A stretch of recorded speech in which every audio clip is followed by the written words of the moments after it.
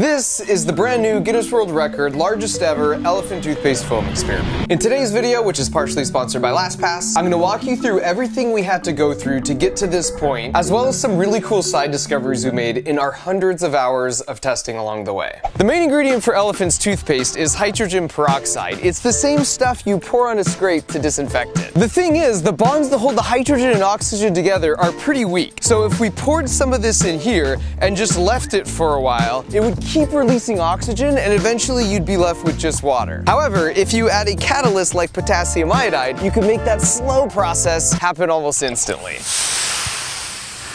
So that's cool, but we can make it way more impressive if we add one key ingredient: soap. So if we pour this in and then do everything else the same, now when the oxygen is released, the soap captures it, creating bubbles and foam. And then finally, if you do all that again, only now you add food coloring and use a flask that tapers like this, you can focus the expansion of foam so it looks maximum awesome.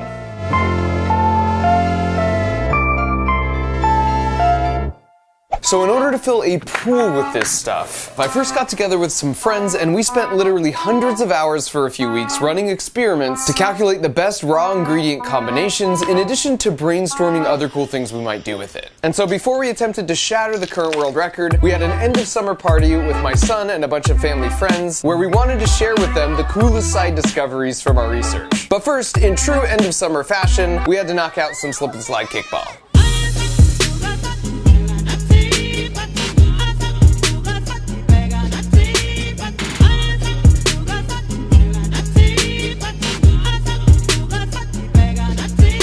I plan to kick things off by attacking them with an elephant toothpaste gun we made, as revenge for when a bunch of these same kids ambushed me on a recent beach trip and then offered me some cookies, which were just 6 massive cockroaches. And I hate cockroaches.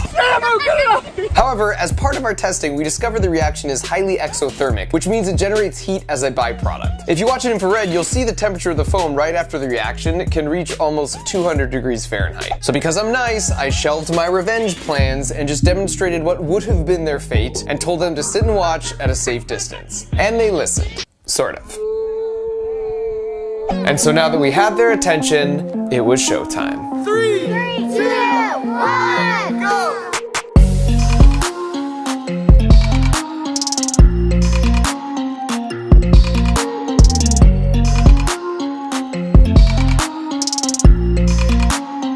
This one's called the Melted Unicorn.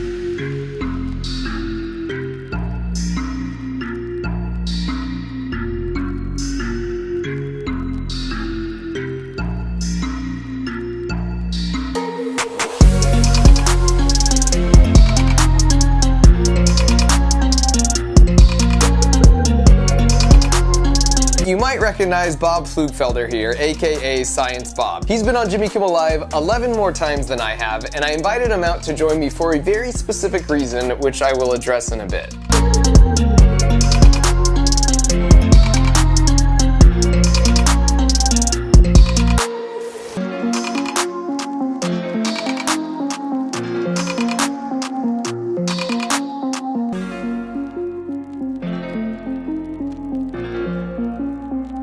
And so with the success of the science show behind us, it was now time for phase 2. So we are here standing in an empty swimming pool, about to try and break the world record for elephant's toothpaste. You want to tell the good people who owns the current world record, Bob? I do. You want to tell the good people who's about to not own the world record, Bob? Pretty confident, aren't you? No, I'm not. Engineer. But if everything goes well, we're hoping to quadruple the amount of the current record which you hold. I'm not sure how much of like the trees and neighborhood we're going to cover in the process. Only time will tell. And chemistry, which I don't understand, but we'll see what we can come up with.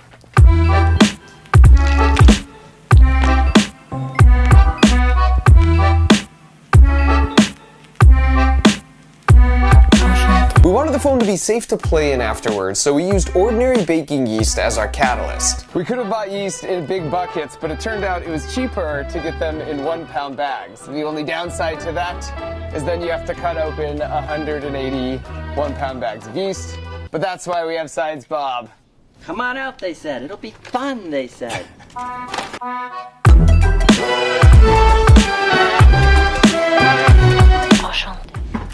This is an emergency tarp system. So if we did our math right, it shouldn't overflow. In the case that it does, we have these tarps here to contain all of the foam from not going everywhere in the yard. So we hope for the best, plan for the worst.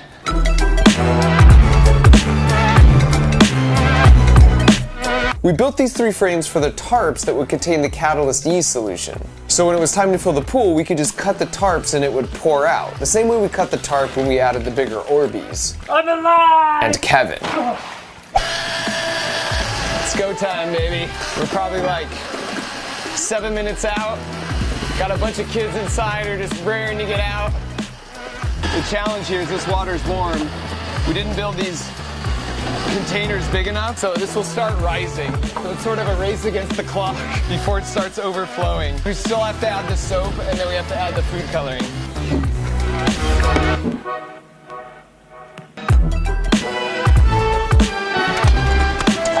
Oh, this looks terrifying as I stab this bloody thing. I think I'm about to get demonetized.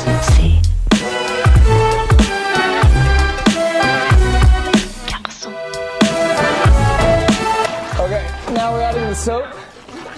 This is what will actually make the bubbles. Soap isn't part of the reaction. 2 more soap buckets. Oh, as you can see, that bucket's filling up real quick. So after a few final touches, we were ready to go. 3, 2, 1.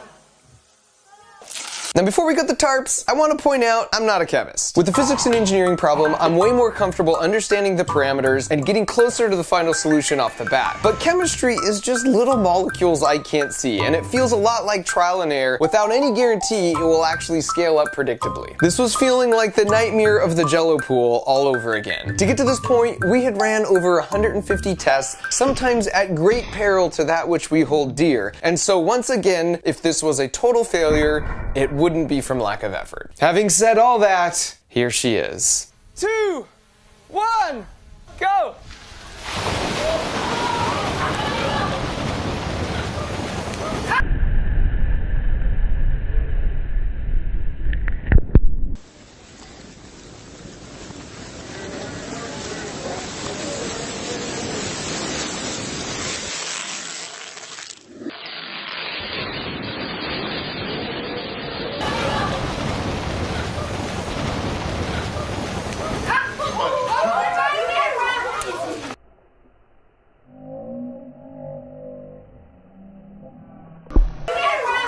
So the good news is, we broke the record. The bad news is, we're kind of overachievers. Uh-oh. It's coming up! The great tsunami! Hey, hold this. Well, goodbye, camera. Okay, stand back off the tarp. Well, goodbye, camera. Oh, we need to grab them. Stand back. Hold this up, Bob. Okay? Woo!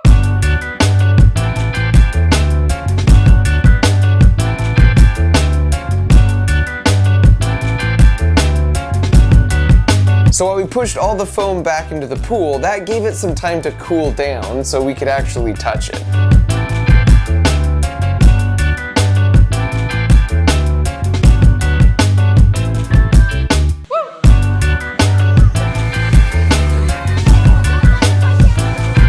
The drone was super cool because not only did it make the foam look like an alien cocoon, but you could see it travel in infrared because it would expose the much hotter lower layers of foam as it flew around.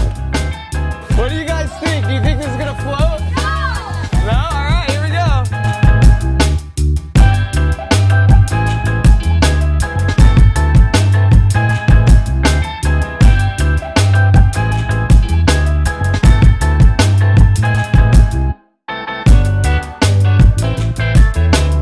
After all our tests, we perfected the chemistry for this stuff, so if you want to make a home version you can play with, check out Science Bob's website. I'll leave a link in the video description. Oh my god! That's so bad!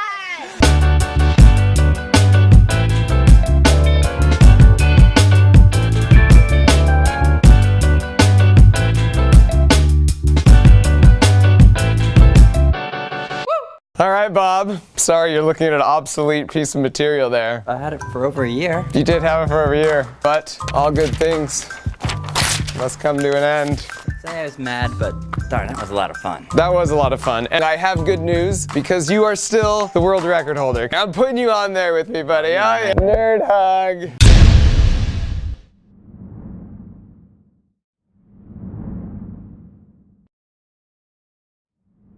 So much of our lives today revolve around apps and websites that require secure passwords. That's why for 7 years, I've been using LastPass, who also happen to be sponsoring this portion of the video. I've been a massive fan of what they do for so long because they free your brain from the burden of remembering all of your passwords. So you no longer need to store them using low-tech methods, or worse yet, in your own memory. It works on both desktop and mobile for both iOS and Android, and it's integrated into your phone, so it comes right up for any website or app, and it will automatically fill out both your username and password with no typing required. And you get unlimited password storage, and it syncs for free across all of your devices. Plus, it's super secure because your data is encrypted and decrypted at the device level. So even LastPass doesn't actually know what any of your passwords are. So if you're finally ready to give your brain a break from remembering all your passwords, click the link below to find out more about LastPass. Thanks for watching.